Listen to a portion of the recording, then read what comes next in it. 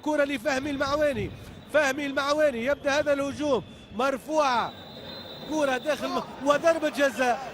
الحكم يقول ضربة جزاء للنجم الرياضي بالمتلوي. ضربة جزاء في 84 دقيقة لعب، ضربة جزاء.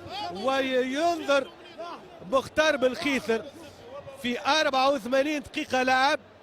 الحكم وليد الجريدي يعلن عن ضربة جزاء لصالح نجم الرياضي بالمتلوي فهمي المعواني في التنفيذ مع فؤاد التيمومي، وبالطبيعة وليد الجريدي إعادة كانت العملية ضربة جزاء. وينظر مختار بالخيثر ووليد الجريدي. بالطبيعة هذه العملية فؤاد التيمومي كان في هذا الهجوم المعاكس. 84 دقيقة لعب، إعادة بالطبيعة إعادة للعملية، والمختار بالخيثر كان في العملية وضربة جزاء. بالطبيعة